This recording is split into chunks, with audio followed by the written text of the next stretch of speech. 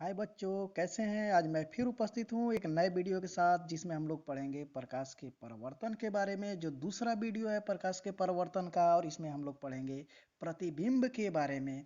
तो चलिए शुरू करते हैं।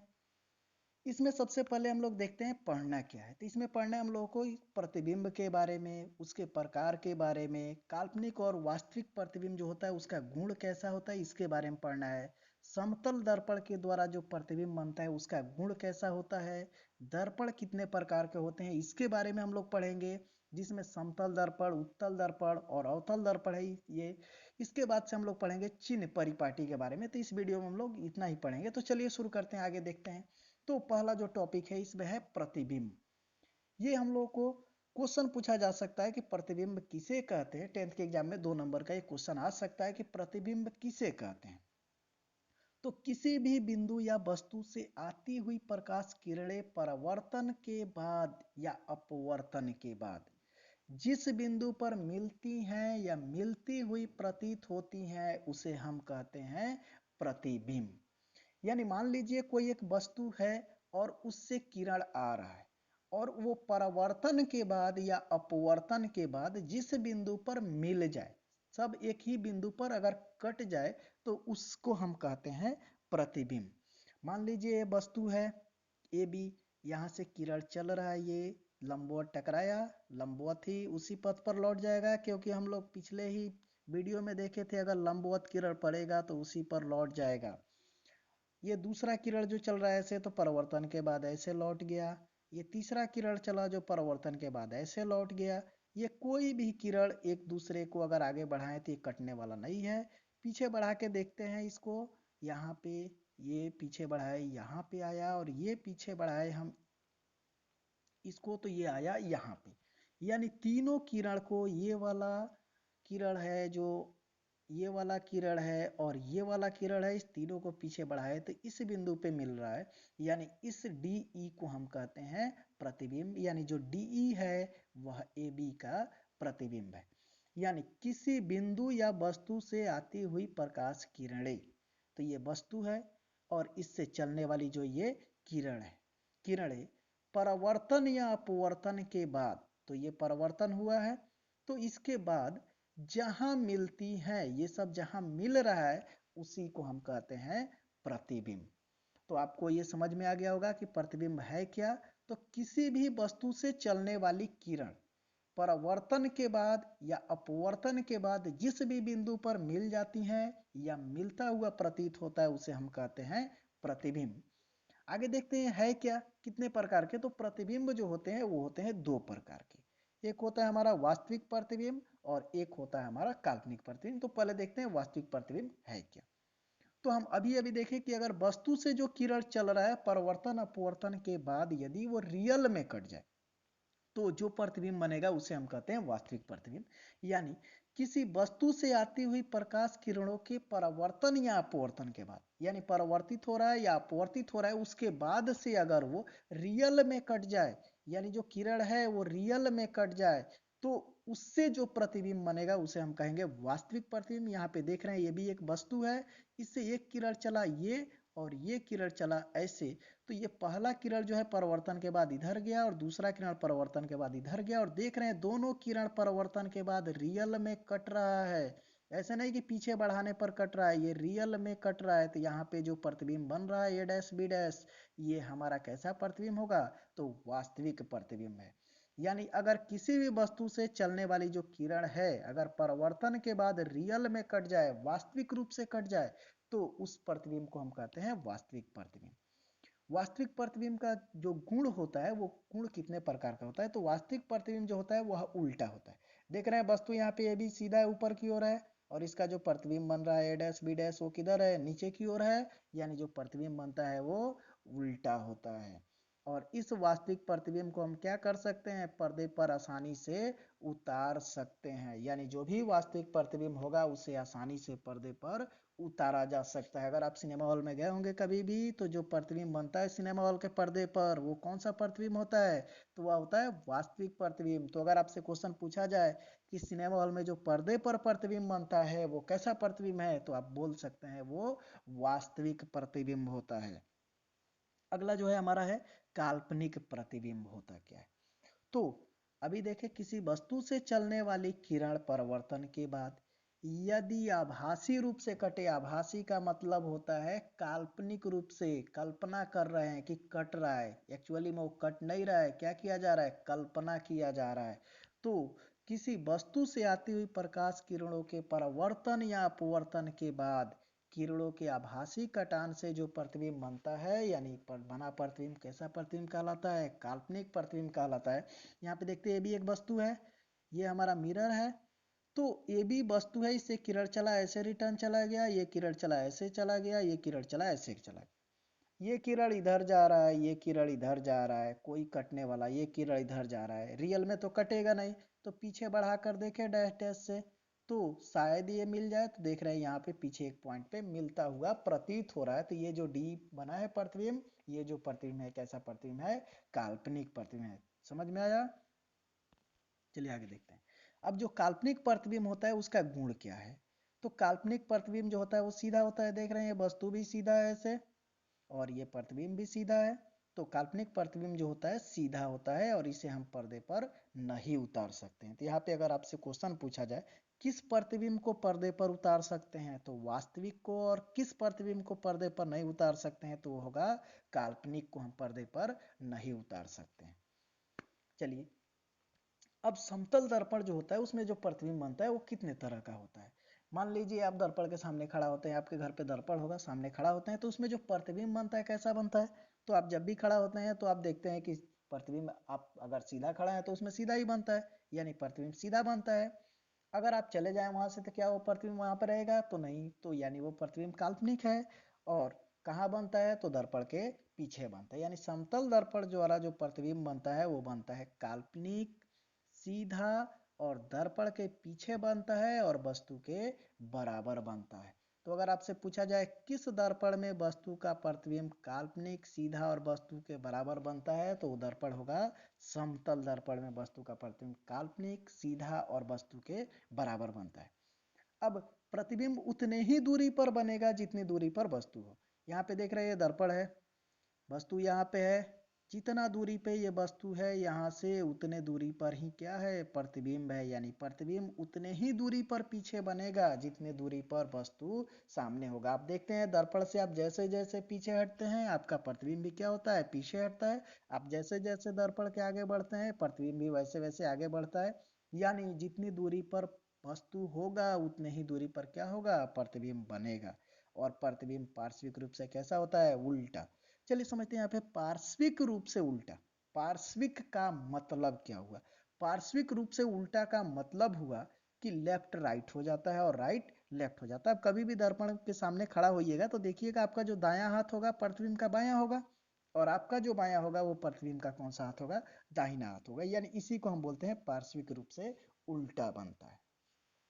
और यदि कोई वस्तु दर्पण की तरफ भी वेग से चलता है तो उसका जो प्रतिबिंब है वो वस्तु की ओर किस वेग से चलेगा, तो वह टू भी वेग से चलेगा। यानी मान लीजिए एक वस्तु है दर्पण के सामने, अगर 4 मीटर पर सेकंड से आ रहा है तो वह प्रतिबिंब वस्तु की तरफ किस वेग से चलेगा, तो 8 मीटर प्रति सेकंड की वेग से चलेगा। यानी 2 गुना हो जाता है वेग, कब, जब वस्तु दर्पण की तरफ बढ़ता है तब। अब कह रहा है कि समतल दर्पण में किसी भी वस्तु का अगर पूरा आकार का प्रतिबिंब देखना हो, मान लीजिए आप ही है खड़ा है और आपका पूरा प्रतिबिंब यानी पैर से लेकर के सिर तक का अगर आपको प्रतिबिंब देखना है तो उस दर्पण का साइज कितना होना चाहिए, तो उस दर्पण का साइज जो होगा वो वस्तु के आकार का कम से कम आधा होना चाहिए। यानी उस दर्पण का आकार वस्तु के आकार का आधा होना चाहिए। अगर मान लीजिए कि अगर 10 मीटर का कोई वस्तु है और उसका प्रतिबिंब पूरा देखना है तो उस वस्तु का जो आकार है वो होना चाहिए कितना, तो उसका आधा यानी 5 मीटर का होना चाहिए, सॉरी, उस दर्पण का जो आकार होना चाहिए वो कितना होना चाहिए, आधा होना चाहिए। यानी अगर 10 मीटर का वस्तु है तो उसका प्रतिबिंब जो बनेगा पूरा उसके लिए दर्पण का आकार होना चाहिए 5 मीटर। और समतल दर्पण की त्रिज्या कितनी होती है, सबसे इंपॉर्टेंट पॉइंट है जो ऑब्जेक्टिव क्वेश्चन पूछा जाता है 10th क्लास के एग्जाम में, कि समतल दर्पण का जो त्रिज्या होता है वो कितना होता है, अनंत। अनंत का मतलब होता है बहुत बड़ा, क्योंकि समतल दर्पण तो समतल है, गोला तो है नहीं। और जब गोला है नहीं तो उसका जो त्रिज्या होगा वो कैसा होगा, वो बहुत बड़ा होगा, यानी समतल दर्पण का त्रिज्या जो होता है वो होता है अनंत। अब देखते हैं दर्पण होते कितने प्रकार के। तो जो दर्पण होता है वह होता है तीन।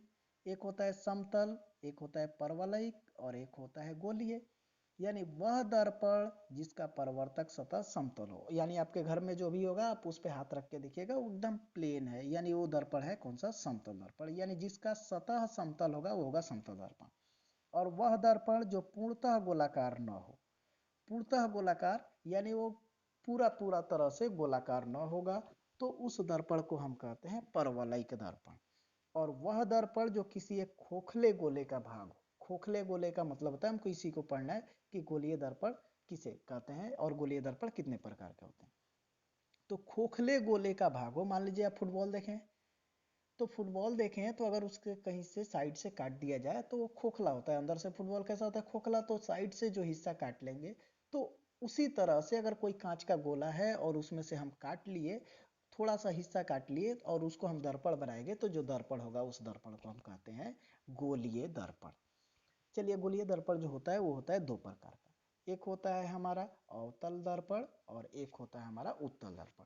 ये जो दिख रहा है आपको यहाँ पे दिख रहा है, ये किसी गोला में से काट लिया गया है। ऐसे अगर कोई गोला होगा, उस गोला में से क्या किया गया, ये थोड़ा सा काट लिया गया है ऐसे। अब ये जो है तो अवतल दर्पण है, यानी ये तो पहले है गोलीय दर्पण ये, और उसमें कौन सा है ये अवतल। तो अवतल कहते किसे हैं, तो वह दर्पण जिसका परावर्तक सतह, परावर्तक सतह का मतलब हुआ जिससे प्रकाश का परावर्तन होता है, वो कैसा होना चाहिए, धंसा हुआ होना चाहिए। अगर धंसा हुआ होगा तो उसे हम कहेंगे अवतल दर्पण। जैसे आप देखते हैं चम्मच, चम्मच का जो अंदर वाला हिस्सा होता है इसी तरह का होता है, धंसा हुआ होता है। तो उस चम्मच का जो अंदर वाला हिस्सा होता है वो अवतल दर्पण की तरह व्यवहार करता है। तो ठीक उसी तरह से, यानी वह गोलीय दर्पण जिसका परावर्तक सतह धंसा हुआ होगा वह अवतल दर्पण होगा। और वह गोलीय दर्पण, वह गोलीय दर्पण जिसका परावर्तक सतह उठा हुआ हो, यानी यहाँ पे देख रहे हैं ये उठा हुआ, यानी चम्मच के पिछले हिस्से की तरह, जो चम्मच का पिछला वाला हिस्सा होता है उस तरह का अगर हो, तो उस दर्पण को हम कहते हैं उत्तल दर्पण। अब कुछ परिभाषा है जिसको जानना बहुत जरूरी है कि कौन कौन सा इससे संबंधित परिभाषाएं हैं, जिसका आगे बहुत यूज आने वाला है। तो पहला जो है इसमें गोलीय दर्पण से संबंधित कुछ परिभाषाएं हैं, जिसमें पहला है ध्रुव। ध्रुव होता क्या है, तो गोलीय दर्पण के परावर्तक सतह के मध्य बिंदु को ध्रुव कहा जाता है और इसे P से सूचित किया जाता है। मान लीजिए गोलीय दर्पण है और इस दर्पण में, ये दर्पण जो है इसका कहीं ना कहीं एक मध्य बिंदु होगा, सेंटर होगा। इस दर्पण का सेंटर होगा, मान लीजिए ऐसे अगर एक गोला खींचे तो उसका सेंटर यहाँ पे होगा। तो उसी तरह से ये जो गोलीय दर्पण है इसका जो मध्य बिंदु जहाँ पे होगा, सेंट्रल पार्ट होगा, उसी को हम कहते हैं ध्रुव। तो इस दर्पण में ये सेंटर है तो ये है ध्रुव, और इस दर्पण में ये है सेंटर तो ये है ध्रुव। यानी ध्रुव क्या है, तो गोलीय दर्पण के मध्य बिंदु को हम कहते हैं ध्रुव और इसे P से सूचित किया जाता है। तो जब भी ध्रुव को हम सूचित करेंगे तो P से ही सूचित करेंगे। अब अगला है वक्रता केंद्र किसे कहते हैं।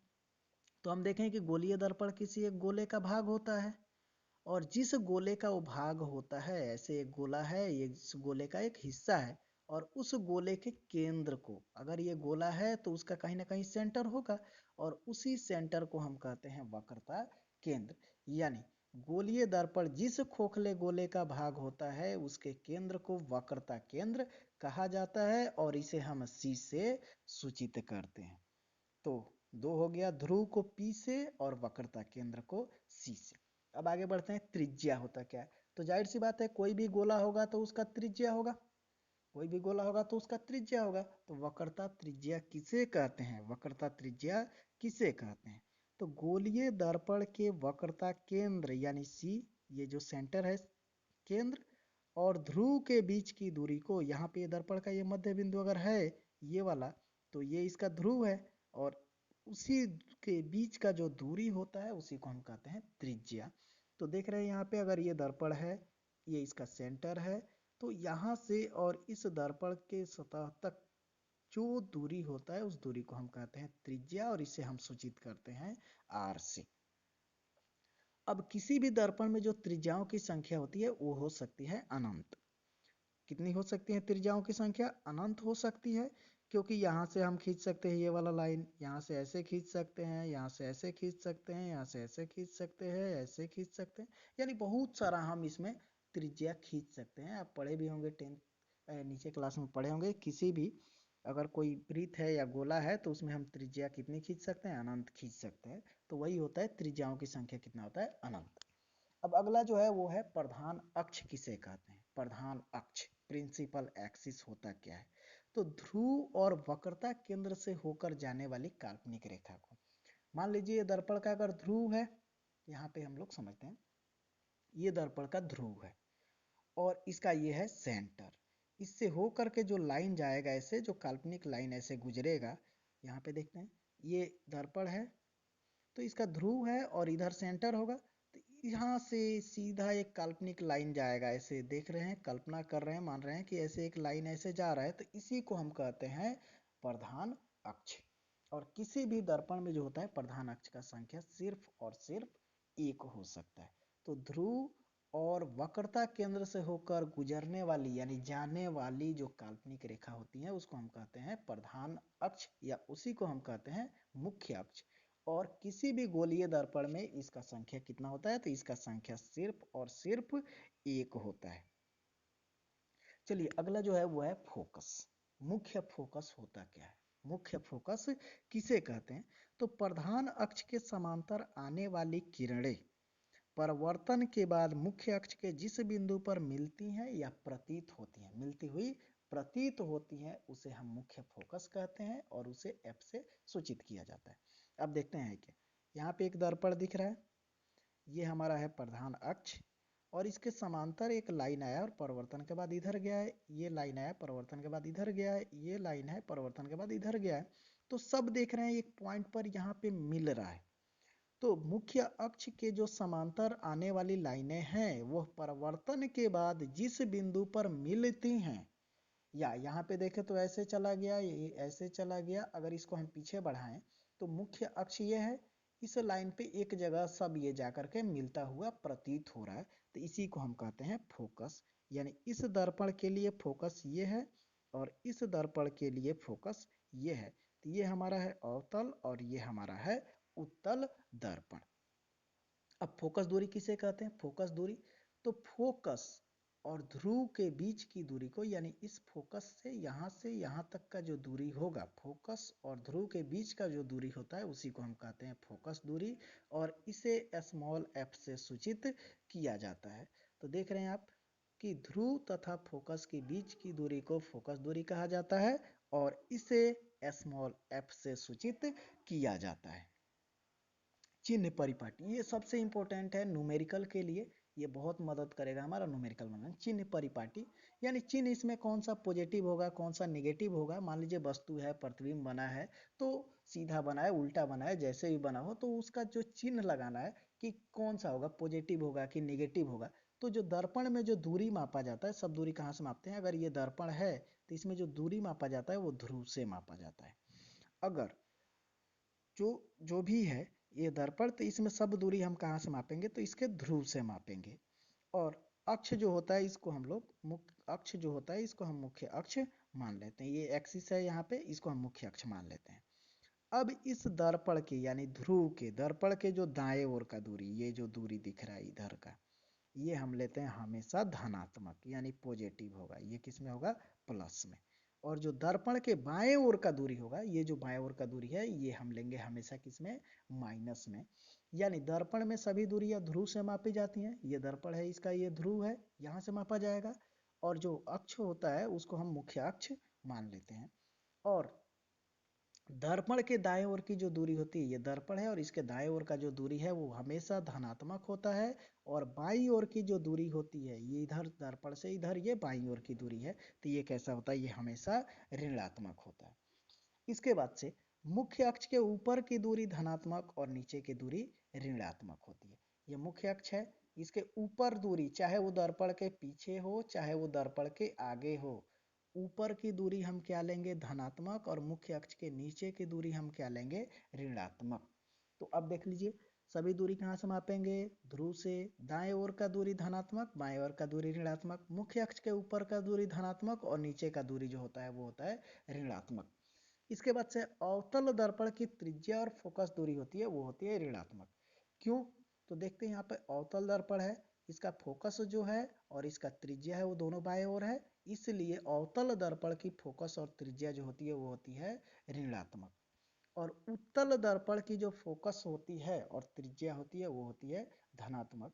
क्योंकि अगर देखें यहाँ पे तो ये उत्तल दर्पण है और इसकी जो फोकस है और ये जो त्रिज्या है ये दोनों किधर है? दाहिने ओर है, तो ये जो दूरी होगा हमेशा कैसा होगा? धनात्मक।